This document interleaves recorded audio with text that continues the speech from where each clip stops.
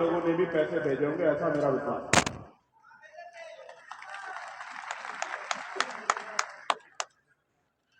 जौहर साहब, अमर ज्योति साहब, हिमांशु साहब,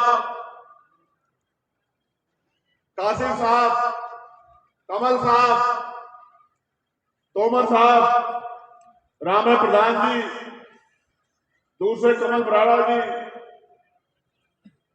इस पीछे वाली टीम में बहुत सारे ऐसे साथी बैठे, अडवाल साहब, माननीय राष्ट्रीय अध्यक्ष जी, सब लोगों ने, रविंद्र भाटी जी, अपना घर नहीं देखा पाएंगे।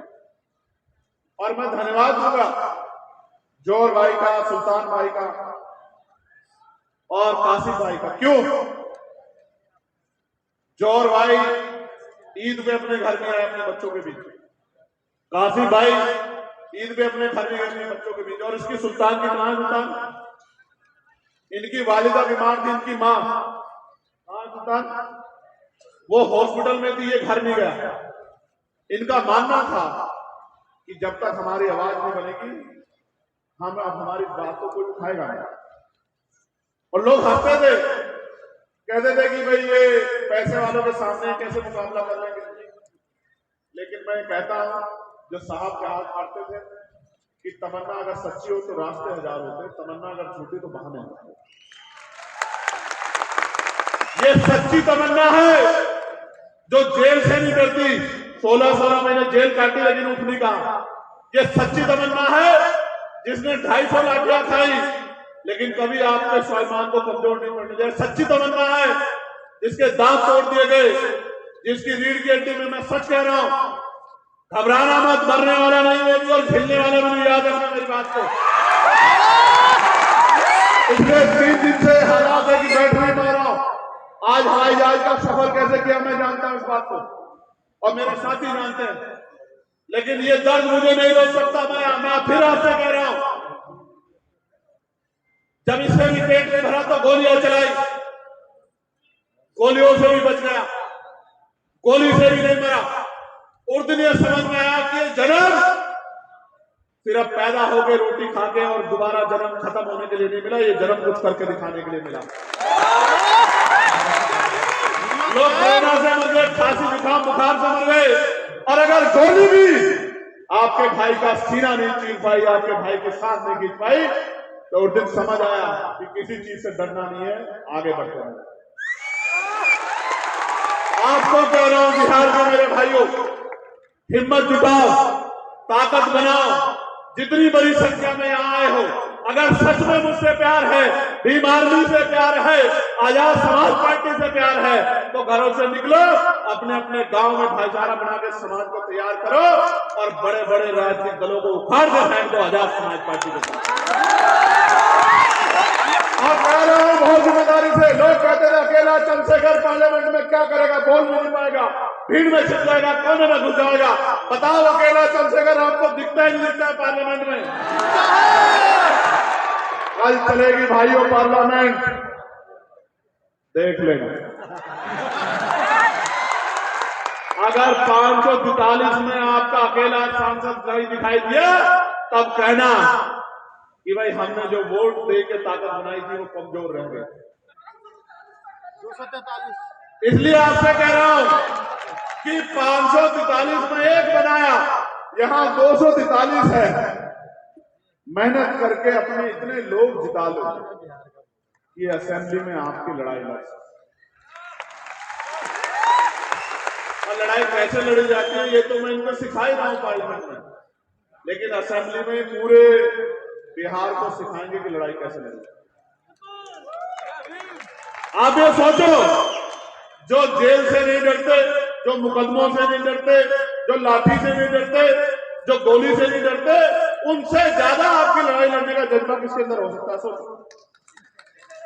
जहां एक तरफ लोग सीबीआई से डर जाते हैं, ईडी से डर जाते हैं, इनकम टैक्स से डर जाते हैं, आप बताओ एसआईआर के जरिए क्या आपके वोट के अधिकार को यहां छीना जा रहा है, नहीं छीना जा रहा है? बताओ, छीना जा रहा है, छीना जा रहा है। आपको रक्षा करनी पड़ेगी अपने वोट की, आपको अपने वोट की रक्षा करनी पड़ेगी। एक एक आदमी को जागरूक करना पड़ेगा। वोट हमारा हथियार है, बाबा साहब ने हमें वोट हथियार के तौर पे दिए। इस हथियार का प्रयोग कैसे करना है ये हमें पता होना चाहिए।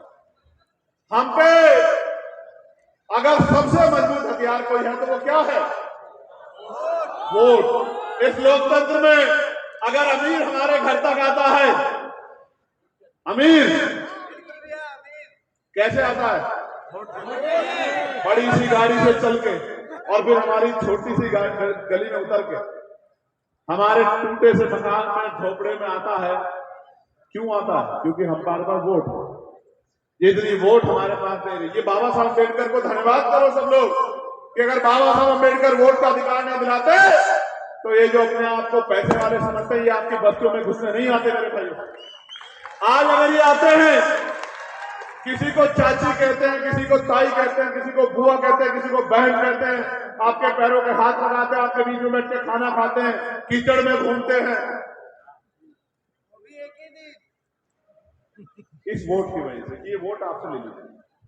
आप ये सोचो, आप इतने लंबे समय से इनको वोट देते हैं, आपका क्या बना? कुछ नहीं। तो जब तक आपका कुछ नहीं बनेगा फिर करोगे क्या मेरे प्यारे? बताओ, इस बार कुछ बनाओगे नहीं बनाओगे? पक्का बताओ, बनाओगे नहीं बनाओगे?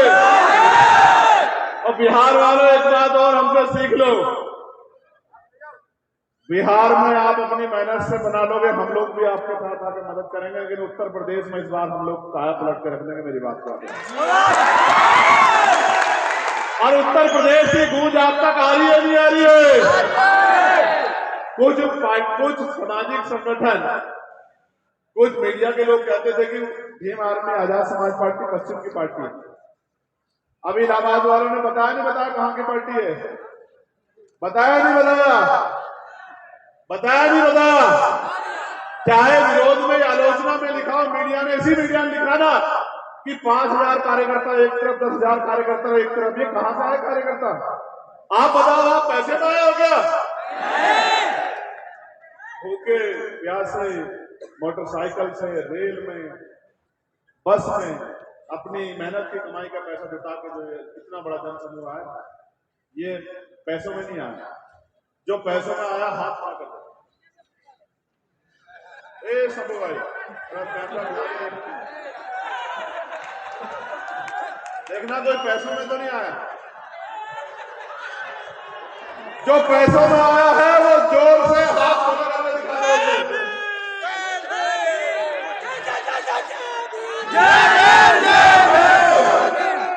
जो अपने संगठन को ताकत देने, अपनी ताकत दिखाने आ रहा है, एक बार जब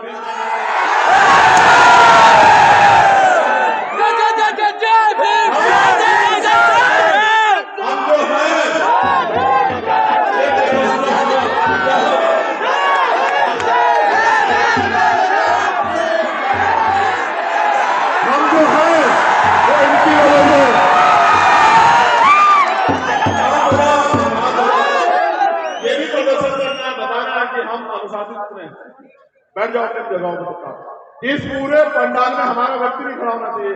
अगले एक मिनट के अंदर चाहे कोई जगह मिले बैठ जाओ, जमीन पे, कुर्सी पे, कहीं स्टैंड जहाँ मिल जाए। ये भी बता दो, ये भी पता लगना चाहिए, जो लोग कहते हैं कि अनुशासित नहीं, उनको पता होना चाहिए कि ऐसा अनुशासन भी किसी के अंदर नहीं है जैसा एक भी नौजवान हमारे। बैठ जाओ, कपड़ों की परवाह मत करो, मैं जानता हूं मेरे प्यारों, कपड़े वपड़े कोई अहमियत नहीं रखते आपके लिए। मीडिया के लोग रहे, पुलिस के लोग रहे, मंच पे भी जो है वो भी बैठ जाओ। सभी के लिए ऑर्डर, जो मंच पे है वो भी, जो जमीन पे है वो भी। ना मंच वाला खड़ा रहे, ना सामने वाला खड़ा रहे। तुमसे अच्छे तो वही है सामने वाले। सभी आदमी बैठ जाइए, कोई खड़ा तो नहीं है, देखना। शांत हो जाओ। तो हम ये कह रहे थे आपसे कि हम जो है वो इनकी वजह से ऐसा। अगर बड़े बड़े राजनीतिक दल के लोग हमें पूछते हैं, बड़े बड़े अधिकारी कर्मचारी हमें पूछते हैं, तो इनकी वजह से पूछते हैं। लोकतंत्र में ये हमारे साथ। आपसे कह रहा हूं, अगले 5 मिनट आपसे बात करूंगा बिहार के भाइयों, बिहार की बहनों, माओ, नौजवान साथियों।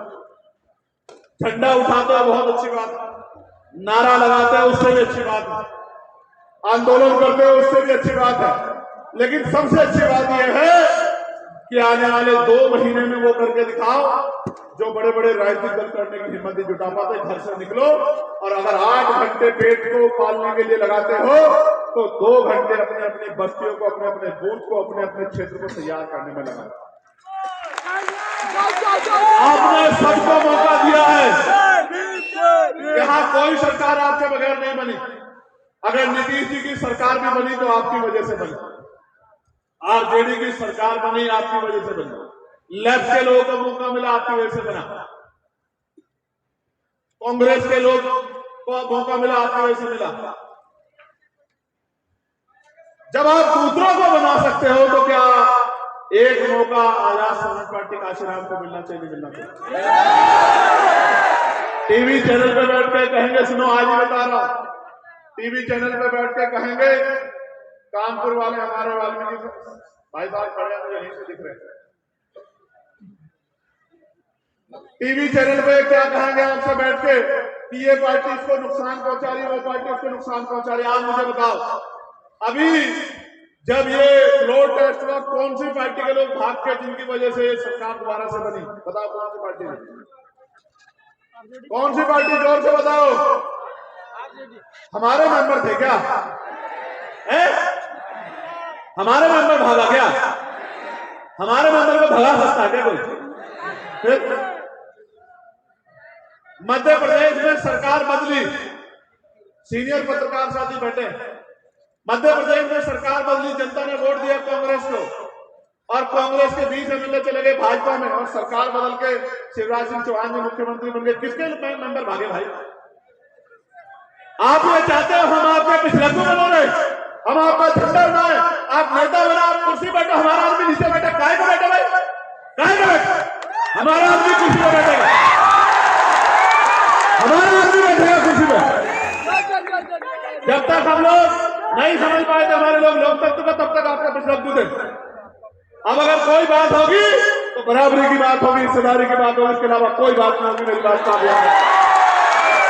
हिस्सेदारी की बात होगी, बराबरी की बात होगी, पॉलिसी की बात होगी। बताओ शेड्यूल ट्राइब के लोगों को क्या दोगे? बताओ मुसलमानों को क्या दोगे? बताओ नौकरियों में क्या हिस्सेदारी दोगे? बताओ निजी क्षेत्रों में क्या दोगे? बताओ प्रमोशन रिजर्वेशन दोगे नहीं दोगे? बताओ जमीन दोगे नहीं दोगे? बताओ उनको लोन दोगे नहीं दोगे? बताओ उनको दोनों में ठेकेदारी में आरक्षण दोगे नहीं दोगे?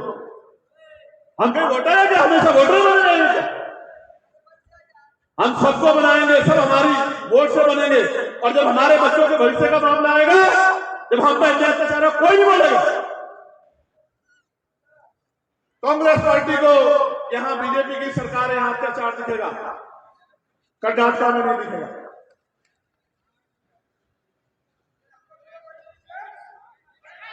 मेरी किसी में लड़ाई नहीं है, लोकतंत्र में लड़ाई का मतलब ही नहीं बनता है।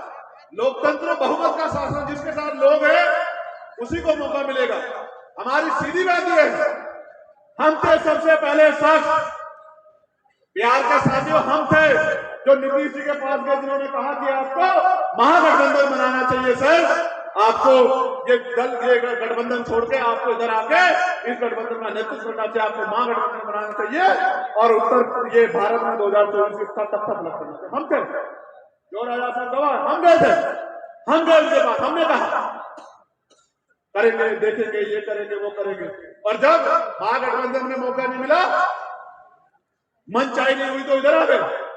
कौन किसकी बीटी में, कौन किसका एजेंडा, सब जानता है समाज। मैं आपको कह रहा हूं मेरे साथियों, हिम्मत जुटा लो, ताकत बना लो। जो आज जिनके दफ्तरों में हमारे लोग सोच रहे हैं कि जाके बात कर ले, अगर आप एकजुट हो गए और आपने ताकत बना ली, वो आपके ऑफिस के बाहर ना खड़े हो तो मेरा नाम चंद्रशेखर आजाद नहीं याद रखा। और अगर आपने मेरी बात को पहरा देकर बिहार में कर लिया, ठीक है, बहुत अच्छी बात है, वरना उत्तर प्रदेश में हम आपको दिखाएंगे, अब इतनी मेहनत से दिखाएंगे। जो अपने आप को बड़े बड़े दल समझते हैं, वो आपकी पार्टी के दफ्तर के बाहर टाइट लेकर मिलने आएंगे, ना है तो तब क्या देना। मेरी बात मैं आपको कहना चाहता हूं, बताओ हीरे बंद कर लूं नहीं कर लूं? नजर लग जाएगी इनको। इन हीरो को छुपाना पड़ेगा, वरना सीबीआई वाले, ईडी वाले, इनकम टैक्स वाले आ जाएंगे, कहेंगे हीरे निकालो।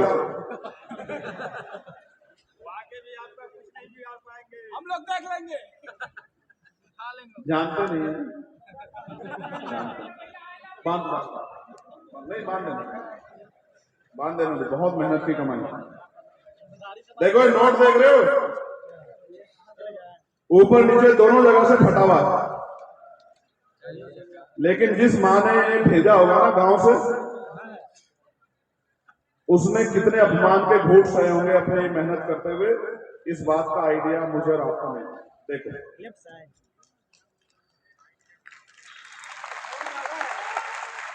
इसमें 100 से लेके और 1 रुपए तक का सिक्का है, यानी कि